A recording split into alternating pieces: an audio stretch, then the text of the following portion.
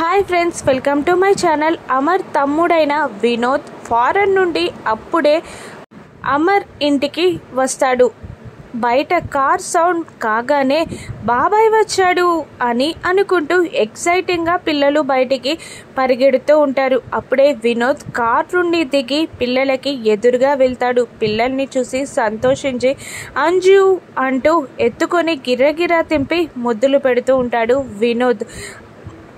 అమర్ వల్ల అమ్మ నాన్న అమర్ కూడా బయటికి వస్తారు. అమర్ని చూడగానే వినోద్ అమర్ కాళ్ళకి దండం పెట్టి ఆశీర్వాదం తీసుకుంటాడు. అప్పుడు అమర్ వినోద్ని మనసారా కౌగిలించుకుంటాడు. అప్పుడు వినోద్ బాధగా, సారీ అన్నయ్య, వదిన లేని ఈ ఇంటిని, సంతోషం లేని నిన్ను చూడలేక ఇన్నాళ్ళు ఇంటికి రాలేదన్నయ్య అని వినోద్ అంటూ ఉంటాడు. మళ్ళీ వదినని చివరిసారిగా కూడా చూడలేని అన్లక్కీ ఫెల్లోనన్నయ్య అని బాధగా అంటూ ఉంటాడు వినోద్.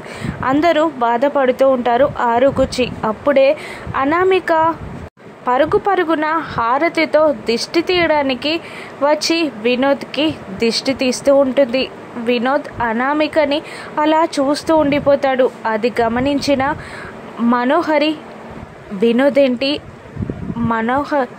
అనామికని అలా చూస్తున్నాడు, కొంపదీసి గుర్తుపట్టాడా అని టెన్షన్ పడుతూ ఉంటుంది మను. నిజంగానే వినోద్ అనామికలో ఉన్నది ఆరు అని గుర్తుపట్టాడా? స్టోరీ ఎటువంటి మలుపు తిరగనుంది రాను ఎపిసోడ్స్లో చూద్దాం. Thank you for watching.